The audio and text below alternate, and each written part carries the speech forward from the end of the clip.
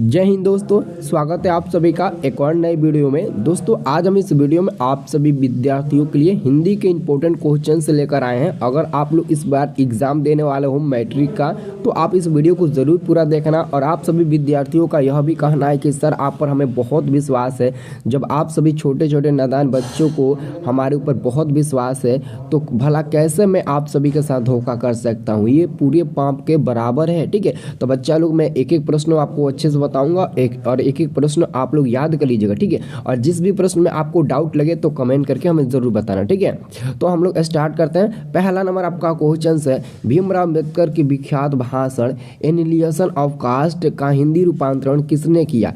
भीमराव अम्बेडकर के विख्यात भाषण एनिलिएशन ऑफ कास्ट का हिंदी रूपांतरण किसने किया था। तो ऑप्शन नंबर ए में ददई सिंह यादव, ललित सिंह यादव। तो आपका आंसर होगा पहला का बी नंबर ललित सिंह यादव। बच्चा लोग याद रखना है, भीमराव अम्बेडकर के विख्यात भाषण एनिलिएशन ऑफ कास्ट का जो हिंदी रूपांतरण किया था वो ललित सिंह यादव ने किया था। क्या याद रखना, ऑप्शन नंबर बी। और दूसरा नंबर क्वेश्चन है, नलिनी बिलोचन शर्मा का जन्म कब हुआ था। तो आप सभी को तो पता होगा कि नलिनी बिलोचन शर्मा का जन्म 1916 ईस्वी में हुआ था, लेकिन आपको 1916 में किस तारीख को हुआ था। तो 14 जनवरी 1916 ईस्वी में। क्योंकि अगर आप ऑप्शन को देखेंगे दूसरे नंबर में तो सब में 1916 दिया है, लेकिन किसी में फरवरी तो किसी में मतलब कि 1 फरवरी तो किसी में 4 फरवरी ऐसे करके दिया है। तो आपका आंसर होगा 14 फरवरी 1916 ईस्वी में। ठीक है, अब देखिए अगला क्वेश्चन है 3 नंबर, सेन साहब को कितनी लड़कियां हैं। सेन साहब को कितनी लड़कियां हैं। तो मेरे दोस्त मैं आपको बता दूं, सेन साहब की 5 लड़कियां थी, और 5 लड़कियों के अलावा एक पुत्र भी था। और पुत्र का जन्म तब हुआ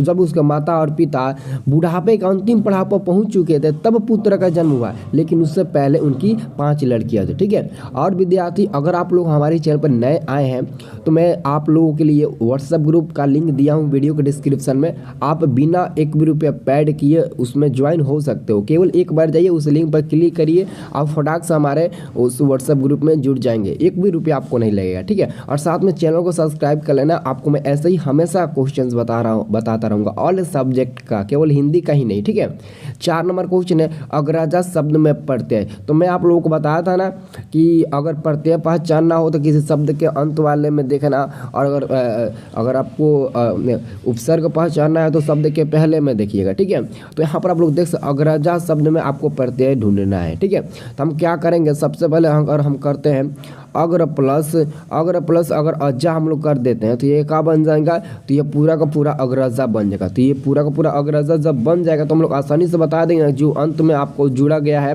वही आपका प्रत्यय होगा। तो अज्जा आपका प्रत्यय होगा। अब ये नहीं कि आ होगा, आ डी नंबर वाला, क्योंकि बहुत लोग डी नंबर पर भी टिक लगाएंगे, क्योंकि अग्र प्लस अज्जा से अग्रजा बनेगा। ठीक है, अग्रजा बनेगा। ठीक है, चलिए अगला क्वेश्चन आपका आ रहा है, मदन किसका बेटा था। अब बताइए मदन किसका बेटा था। यह उसी पार्ट का क्वेश्चन है जिसमें सेन साहब की 5 लड़कियां थी और सेन साहब के एक लड़का भी था, उसी पार्ट का है।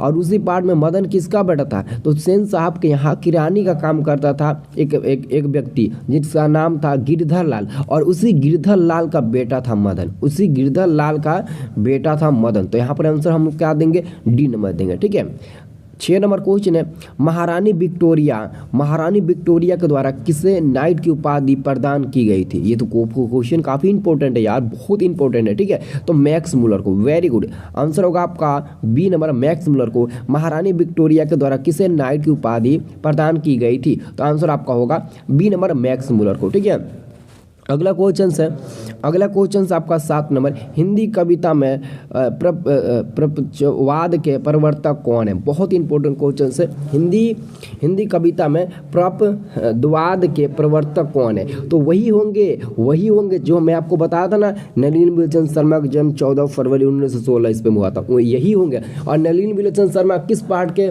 लेखक है, तो आपको पता होगा ना, 20 के दांत पार्ट के लेखक यही है नलिनी बिलोचन शर्मा, जिसमें सेन साहब की 5 लड़कियां हैं, एक मदन है, और सेन साहब के 5 लड़कियों के अलावा उसका एक बेटा है काफ्स, जिसको खोखा भी बोलते हैं। ये उसी पार्ट का क्वेश्चन है। ठीक है, अब यहाँ पर एक और क्वेश्चन पूछ दिया प्रत्यय से। देखिए आपके एग्जाम में देखिए कैसा क्वेश्चन पूछता है व्याकरण में।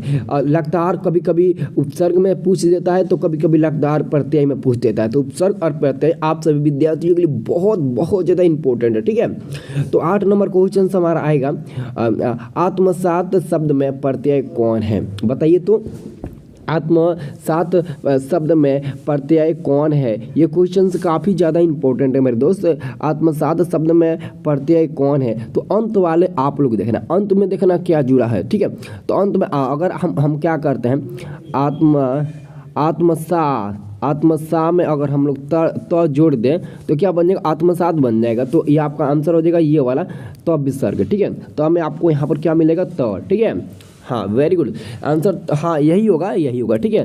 क्योंकि प्रत्यय का थोड़ा कुछ नियम भी होता है, ठीक है, जिस नियम के तहत हमको चलना होता है, लेकिन उपसर्ग में कोई भी नियम नहीं होता। देखिए ना, उपसर्ग आएगा तो कैसे आएगा, बहुत इंपॉर्टेंट है ये सब प्रत्यय और उपसर्ग, ठीक है।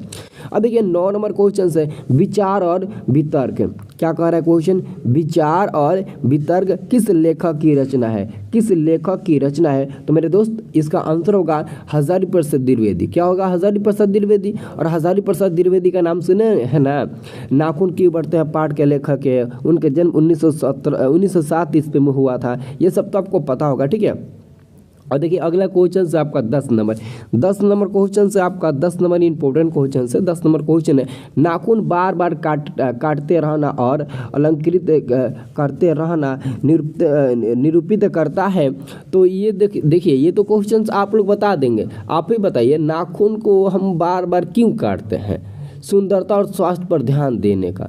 हाँ वेरी गुड, नाखून हम इसलिए काटते हैं ताकि हमारा सुंदरता दिखे, नाखून में कोई बड़ा बड़ा नख न दिखे। अगर किसी को हम हाथ से इधर उधर उलझ जाते हैं तो उसके अगर हमारा नाखून बड़ा है तो उससे लग सकता है, कट भी सकता है, ब्लड भी निकल सकता है, ठीक है। और साथ में हम अगर नाखून नहीं काटेंगे तो हमारा स्वास्थ्य मतलब कि स्वास्थ्य पर ध्यान नहीं रहेगा। यानी कि नाखून में जब मिट्टी हो जाती है ना, तो बहुत पुरानी मिट्टी हो जाती है, जब हम लोग खाना खाते हैं तो उसमें चला जाता है, यानी कि हमारे बीमार भी हम लोग पड़ सकते हैं। इसलिए सुंदरता और स्वास्थ्य पर ध्यान देने के लिए हम लोग ये सब करते हैं, ठीक है। चलिए अगला क्वेश्चन, घृणा शब्द का विलोम। अब ये घृणा का विलोम क्या होता है, अगर आप किसी चीज़ से घृणा करते हैं तो किसी चीज़ से घृणा नहीं भी करते होंगे तो घृणा का क्या हो जाएगा, आप बता सकते हैं, हाँ प्रेम हो जाएगा। अगर किसी चीज़ का से आप प्रेम करते हैं तो किसी न किसी चीज़ से आप घृणा भी करते होंगे। हो सकता है कि मेरा नाम रंजन है, आप मेरे मतलब कि आप रंजन सर से प्रेम करते हैं, ठीक है, यानी कि प्यार करते हैं।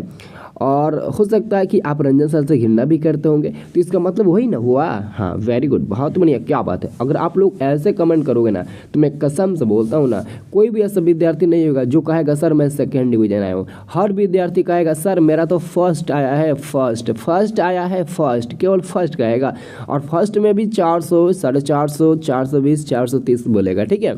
चलिए अब देखिए अगला क्वेश्चन से आपका 12 नंबर आपका क्वेश्चन से, हवा शब्द का लिंग निर्णय करें। यानी कि हवा क्या है, हवा पुल्लिंग है या फिर स्त्रीलिंग है। तो ऐसे तो आप लोग पहचान नहीं सकते, तो हवा से एक शब्द बना, एक वाक्य बनाइए। जैसे कि हवा बह रही है, तो बह रही है, ठीक है। हवा बह रही है, अंत में क्या है, रही है। तो रही है मतलब कि वो पक्का लड़की होगी, तो पक्का वो स्त्रीलिंग है। क्या है वो, पक्का स्त्रीलिंग है। यहाँ से तो समझ सकते हैं। लेकिन अगर कोई कहेगा हवा बह रहा है, तो ये उतना सूट नहीं खा रहा है ना। अगर हम लोग डायरेक्ट कहा था हवा बह रही है तो ये कितना अच्छा था। ज़्यादातर लोग प्रयोग करते हैं हवा बह रही है, हवा बहुत ठंडी हवा बह रही है। ये थोड़ी ना लोग कहता है कि बहुत ठंडा हवा बह रहा है, नहीं, ये लोग नहीं कहते हैं, कहते हैं कि बहुत ठंडी हवा बह रही है। तो इसका आंसर हमारा क्या हो जाएगा, स्त्रीलिंग हो जाएगा, कोई डाउट नहीं ना। चलिए अब देखिए व्याकरण का कुछ क्वेश्चन आया है, ठीक है। व्याकरण से तो क्वेश्चन आपका एग्जाम में 35 पूछे जाते हैं, तो हम लोग व्याकरण को कैसे छोड़ते हैं। कुल 4 आदमी है, रेखांकित शब्द में पदबंध है। अब आप बताइए, कुल 4 आदमी हैं, तो 4 तो समझ लो यहाँ पर संख्यावाचक विशेषण हो गया। बट यहाँ पर कह रहा है कि रेखांकित शब्द कौन पदबंध है, ये क्वेश्चन आपसे पूछा गया है। तो अच्छे से समझिएगा, बी नंबर को देखिए, विशेषण पदबंध है। मैंने आपको बोला था ना कि संख्यावाचक विशेषण हो जाएगा।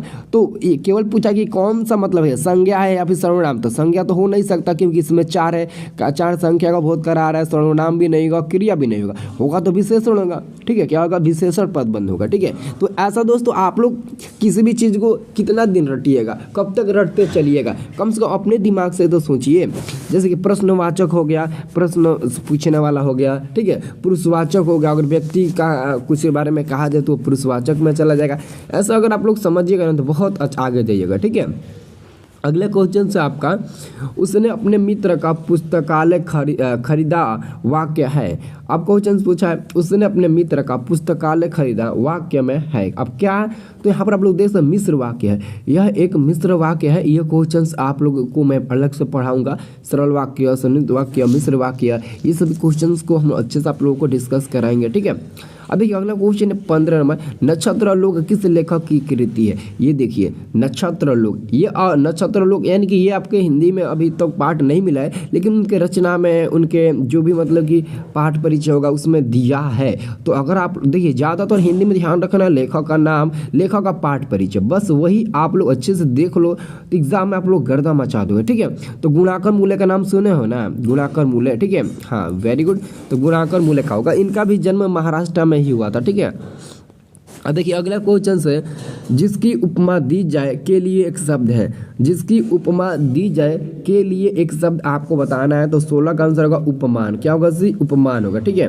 16 का आंसर क्या होगा, उपमान होगा। जिसकी उपमा दी जाए के लिए एक शब्द है तो उपमान होगा, ठीक है। चलिए अब देखिए अगला क्वेश्चन से 17 नंबर क्वेश्चन है, मराठी भाषा की लिपि क्या है। मराठी भाषा की लिपि क्या है। 17 नंबर क्वेश्चन से मराठी भाषा की लिपि क्या है। तो देखिए आप लोग याद रखिएगा 17 का आंसर हो जाएगा आपका डी नंबर। मराठी भाषा की लिपि है देवनागरी लिपि। क्या है, देवनागरी लिपि। मराठी भाषा की लिपि क्या है, देवनागरी लिपि है। बहुत बहुत इंपॉर्टेंट क्वेश्चन है।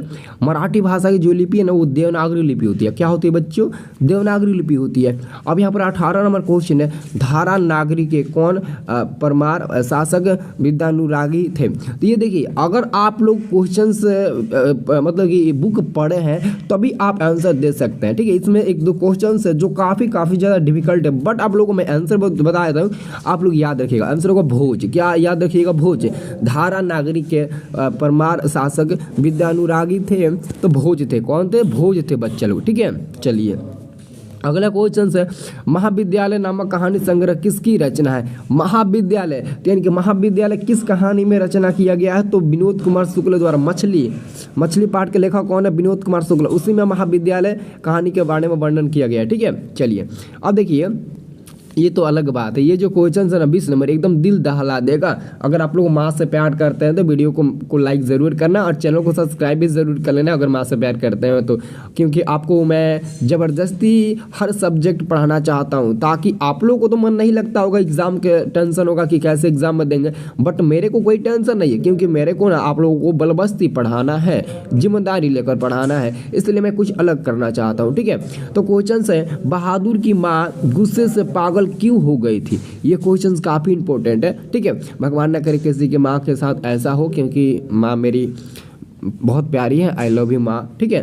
तो यहाँ पर हम लोग 20 नंबर जो क्वेश्चन है ना, बहादुर की माँ गुस्से से पागल क्यों हो गई थी, तो यहाँ पर आप लोगों को समझना चाहिए, जब भैंस को बहादुर ने बहुत पीट दिया था, बहुत मार दिया था, तो भैंस ना मतलब कि मार खाकर दौड़ी दौड़ी अपनी माँ के पास चली आई, माँ के पास यानी कि बहादुर के माँ के पास चली आई। तो देखी बहादुर की माँ कि इसे बहुत ज़्यादा चोट लगा है, पक्का इसे अपना बेटा बहादुर ही मारा होगा। इसी गुस्से के कारण बहादुर को भी डंडे से जमकर पिटाई कर दी थी बहादुर की माँ ने, और उसी कारण बहादुर गुस्से से 11 की कुछ रुपया लेकर और वहां से भाग गया, यानी कि अपने घर से भाग गया था। यहाँ पर आप लोग समझ सकते हैं बहादुर ने भैंस को मारा था, जिसके कारण माँ मतलब गुस्से से पागल हो गई थी और डंडे से बहादुर को जबरदस्त पिटाई कर दी थी, ठीक है। जब भैंस को मारोगे तो भैंस को भी तो चोट लगता है ना, हर जानवर को चोट लगता है, बट वो आपके जैसा बोल नहीं सकता है। अगर आपके जैसा बोलता ना तो आपको पता चलता है, हर जीव को चोट लगता है, हर जीव एक जीव होता है, ठीक है। चलिए अगला क्वेश्चन से आपका है 21 नंबर क्वेश्चन है, किसने सोवियत संघ पर आक्रमण किया। किसने सोवियत संघ पर आक्रमण किया। तो 21 यानी कि 21 का आंसर होगा आपका बी नंबर, हिटलर ने ही सोवियत संघ पर आक्रमण किया था। सोवियत संघ पर किसने आक्रमण किया था? तो हिटलर ने किया था। आंसर होगा आपका बी नंबर, हिटलर ने किया था। किसने किया था बच्चा लोग? हिटलर ने किया था। अब देखिए अगला क्वेश्चन आपका है 22 नंबर। 22 नंबर क्वेश्चन है, यदि मनुष्य परिस्थितियों का नियामक नहीं है तो परिस्थितियां भी मनुष्य की, अरे वाह भाई क्या बात है, वाह मजा आ गया। यदि मनुष्य परिस्थितियों का नियामक नहीं है तो परिस्थितियां भी मनुष्य की नियामक नहीं है या फिर है? बच्चा लोग देख लो ना, नियामक नहीं है। अगर यदि मनुष्य की परिस्थितियां नियामक नहीं है तो पक्का परिस्थितियों का भी तो नियामक मनुष्य नहीं होगा, नियामक नहीं होगा। Very good. अब देखिए अगला क्वेश्चन है, ये मुहावरा पूछा गया है तो मुहावरे में थोड़ा दिमाग लगाना पड़ता है। गुदड़ी का लाल मुहावरे का अर्थ बताइए। गुदड़ी के लाल मुहावरे का अर्थ होता है गरीब के घर में गुणवान का उत्पन्न होना। गुदड़ी का लाल मुहावरे का अर्थ होता है। ठीक है, याद रखना, ये बी नंबर वाला आंसर होगा। अब गणेश शब्द का पर्यायवाची शब्द बताइए। पर्यायवाची शब्द यानी कि गणेश शब्द का पर्यायवाची शब्द बहुत ज़्यादा होते हैं, लेकिन आपके पास 4 ऑप्शन, उस 4 ऑप्शन ढूंढना है कि कोई है जो गणेश का पर्यायवाची शब्द होगा। हाँ, लंबोदर जो उनका सुंड होता है ना, उसी को बोलते हैं लंबोदर। ठीक है, तो 24 का आंसर तो हमारा हो जाएगा ए नंबर। अब हम लोग अगला क्वेश्चन की ओर बढ़े ना, तो अगला क्वेश्चन की बढ़ने से पहले अगर आप लोगों ने इस वीडियो को लाइक नहीं किया है तो प्लीज़ आप लोग एक लाइक कर दीजिए, क्योंकि अपन आज इस वीडियो को 1K लाइक मांगता है। 1K मतलब कि 1000 लाइक मांगता है। और आप सभी छात्रों में तो इतना मतलब कि क्षमता है, इतना मतलब कि ताकत है, आप सभी का हाथों में इतना जादू है कि आप चाहो तो 1000 की जगह कितना भी करा सकते हो। लेकिन अगर 1000 सब्सक्राइब आप लोग सब्सक्राइब नहीं बल्कि लाइक करा देते हो ना, तो मैं समझ लीजिए कि आपके लिए और मैं मोटिवेट होऊंगा। और जितना मैं मोटिवेट होऊंगा उतना आप लोगों को मैं अच्छे से बताऊंगा। मैं आपको बोला था ना कि मैं कसम खाया हूँ कि किसी भी बच्चे के मुंह से मैं ये नहीं सुनना चाहता हूँ कि मेरा 2nd डिवीजन आया है। बहुत लोग कहते हैं कि सर मैं पास हो जाऊँगा तो आपको मिठाई खिलाऊंगा। अरे यार, मेरे को पास नहीं चाहिए, मेरे को 1st डिवीजन चाहिए। और मेरे को मिठाई नहीं चाहिए। मिठाई आप अपने माता पिता को दीजिएगा, आप अपने घर वाले को दीजिएगा, मेरे को क्यों दीजिएगा? आप अपने माता पिता को खिला दीजिएगा, अपने घर को खिला दीजिएगा, मैं खुश हो जाऊँगा। ठीक है, तो 25 नंबर क्वेश्चन है, प्रतिदिन शब्द कौन समास है? प्रतिदिन, एकादिन, प्रतिदिन, इन सभी में ना आपके कौन सा समास उत्पन्न होते हैं? मैं आपको बहुत अच्छे से ट्रिक बताता हूँ। अव्ययीभाव समास होते हैं। जैसे कि क्या हो गया, प्रतिदिन हो गया, हाँ वेरी गुड, हाँ अव्ययीभाव समास होता है। ठीक है, अब देखिए अगला क्वेश्चन है, यशोधारा शब्द का संधि विच्छेद, यानी कि यशोधारा शब्द का संधि विच्छेद हम लोग कैसे कर पाएंगे? तो यश प्लस धारा कर दीजिए ना, हो जाएगा, क्योंकि ये विसर्ग को हम लोग, हाँ वेरी गुड, बहुत बढ़िया, आप लोग समझदार हो। जहाँ विसर्ग दिखे वहीं पर आप लोग टिक लगा देना। ये दिमाग आप लोग सही लगाए। सर बी से डी में कहीं विसर्ग नहीं है, लेकिन ऑप्शन नंबर ए में विसर्ग है, तो पक्का यही होगा। हाँ बिल्कुल पक्का यही होगा, मैं भी बोल रहा हूँ यही होगा। ठीक है, चलिए अगला क्वेश्चन से आपका 27 नंबर, इनमें शुद्ध वाक्य कौन है? आपको शुद्ध वाक्य पहचानने आता है? जैसे मैं बोल दूंगा मैं किताब पढ़ता हूँ, मैं किताब पढ़ता गया, मैं किताब पढ़ता थी, ऐसे आएगा प्रश्न तो आप पहचान लोगे। जैसे क्वेश्चन क्या है, इनमें से शुद्ध वाक्य कौन है? तो जैसे कि शब्द तो केवल संकेत मात्र है, शब्द तो केवल संकेत है, शब्द तो केवल संकेत का ही मात्र है, इनमें से कोई नहीं। तो देखिए आपका करेक्ट आंसर होगा बी नंबर वाला, शब्द तो केवल संकेत होता है, शब्द केवल संकेत होता है। ये तो 100% सही बात है। और एक कहावत भी है, ठीक है, इस बार एक कहावत भी आता है। ठीक है, अच्छा नहीं कोई बात नहीं है, कोई बात नहीं है। बच्चा लोग छोटे छोटे गाँव में बड़ी बड़ी बातें होती रहती है। ठीक है, हाँ ये बात है।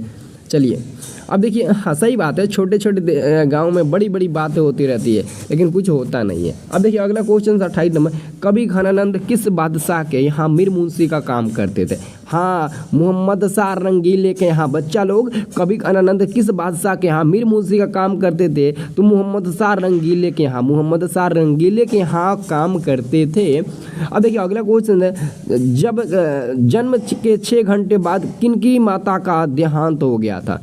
नहीं यार, ये मैं क्या बोल दिया, ये क्वेश्चन दिया लेकिन इस क्वेश्चन को मेरे को बोलना नहीं चाहिए, पाप लगेगा।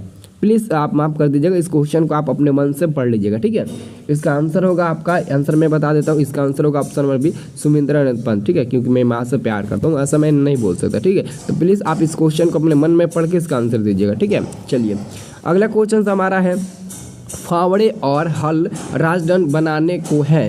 फावड़े और हल राजदंड बनाने को है, यह पंक्ति किस कविता की है? यह पंक्ति किस कविता की है? तो 30 का आंसर होगा जनतंत्र का जन्म। आंसर होगा ए नंबर जनतंत्र का जन्म। बच्चा लोग क्या होगा? आंसर होगा ए नंबर जनतंत्र का जन्म। आंसर होगा ए नंबर 30 का। जबकि अगला क्वेश्चन हमारा आएगा, अगला क्वेश्चन से हमारा 31 नंबर क्वेश्चन से कह रहा है ना कि एक वृक्ष की हत्या कविता किसकी रचना है? तो कुंवर नारायण। एक वृक्ष की हत्या कवि के लेखक कौन है? तो कुंवर नारायण होंगे। आंसर तो आपके पास सी नंबर हो जाएगा 31 का। जबकि 32 नंबर क्वेश्चन है वीरेन डंगवाल का पहला कविता संग्रह। तो पहला कविता संग्रह इसी दुनिया में है, इसी दुनिया में, यही नाम है इसी दुनिया।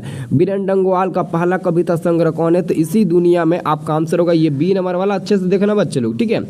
अब देखिए अगला क्वेश्चन 33 नंबर प्रश्न है प्रकृति संदेह की कविता के लिए विख्यात कवि है।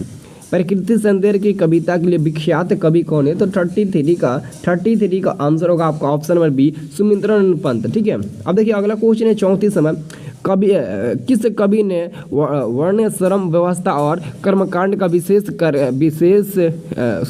विरोध करके निर्गुण ब्रह्म की भक्ति के आधार का प्रचार किया था? तो ये कौन हो सकता है? तो हमारे गुरु नानक के अलावा और कोई नहीं हो सकता है। गुरु नानक जी के अलावा और कोई हो ही नहीं सकता है, ठीक है। अब देखिए अगला क्वेश्चन से आपका 35 नंबर क्वेश्चन से नगर संवेदना के कवि है।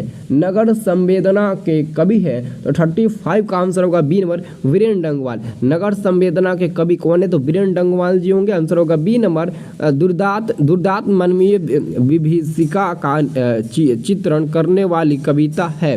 दुर्दांत मानवीय विभीषिका का चित्रण करने वाली कविता है। तो 36 का आंसर होगा ए नंबर हिरोशिमा होगा। आंसर होगा ए नंबर हिरोशिमा, ठीक है।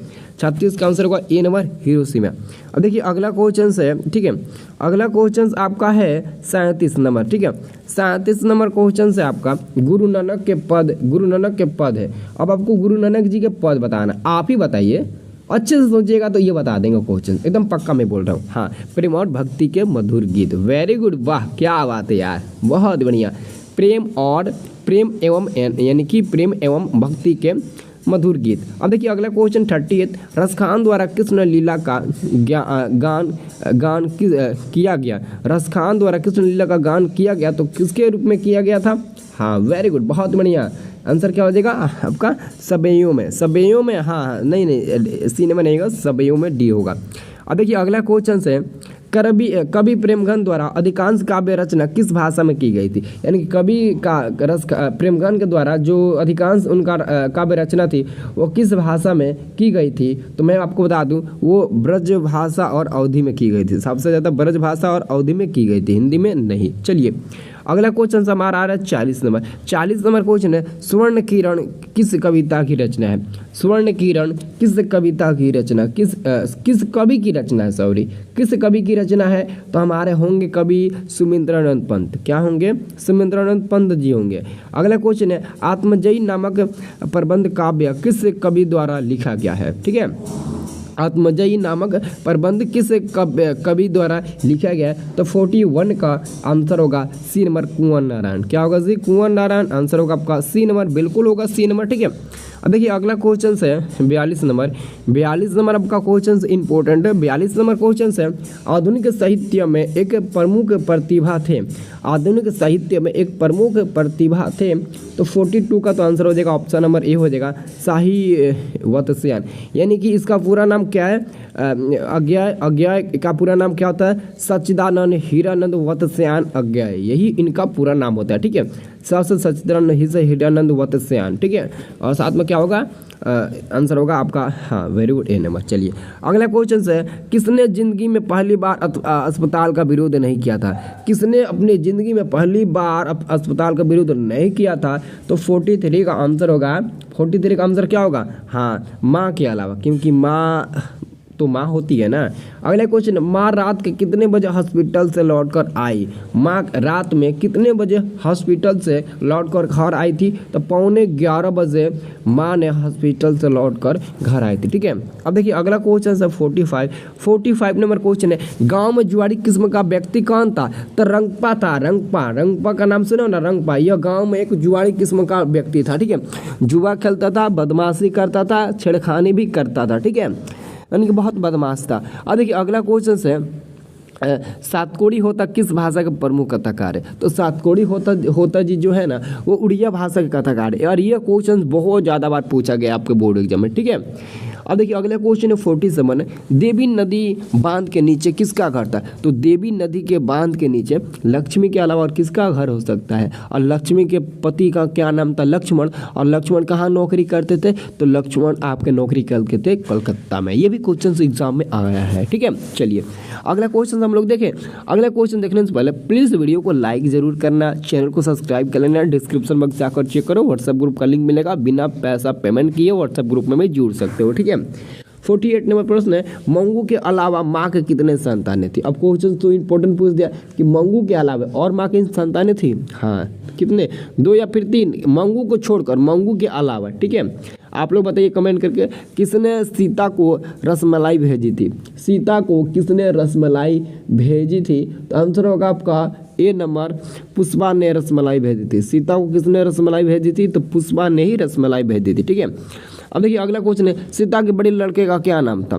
सीता के बड़े लड़के का क्या नाम था, कितने लोग बता पाएंगे। कैलाश या फिर, हाँ कैलाश ही ना होगा, वेरी गुड, बहुत बढ़िया। सीता के बड़े लड़के का क्या नाम था, कैलाश नाम था। ठीक है, अब देखिए अगला क्वेश्चन है आपका, सुजाता की कितनी कृतियाँ प्रकाशित हो चुकी है। 25 से अधिक सुजाता की कृतियाँ अभी प्रकाशित हो चुकी है। ठीक है, तो बच्चा लोग मैं इस वीडियो में आपको इतना ही बता पाया, यानी कि इतना नहीं बल्कि 51 बता पाया। ठीक है, मैं आपको चैलेंज देता हूँ कि आप लोग जितना भी समय बचा हो उतना आप हर सब्जेक्ट का मेरे से जो भी मैं बता रहा हूँ क्वेश्चन याद कर लीजिए। आप एग्जाम में इतना नंबर लाइएगा ना, इतना कि आपके घर वाले, आपके पड़ोसी वाले देखते रह जाएंगे, ऐसे गाल पर हाथ रख लेंगे और देखेंगे, अरे वाह क्या बात है, क्या बंदा ने कमाल कर दिखाया। तो अगर आपको कमाल कर दिखाना है, उन लोगों को सामने मिठाई खिलाना है अपने घर वाले को, तो प्लीज़ आप थोड़ा सा मेहनत करिए। मेहनत क्या करिए, मैं जो भी बता रहा हूँ उसको अच्छे से पढ़िए। तो पहले तो आप लोग वीडियो को लाइक कर दो अंगूठा से या फिर उंगली से, और बेल आइकन को दबा दो, चैनल को सब्सक्राइब कर लो। ठीक है, और हमारे व्हाट्सएप ग्रुप में जुड़ जाओ। व्हाट्सएप ग्रुप में जुड़ोगे तो आपको फ़ायदा होगा, आप समझ सकते हो किस चीज़ का फ़ायदा होगा। ठीक है, चलिए दोस्तों मिलते हैं नेक्स्ट वाले वीडियो में, तब तक के लिए जय हिंद जय भारत। कमेंट करके ज़रूर बताना अपनी राय। ठीक है।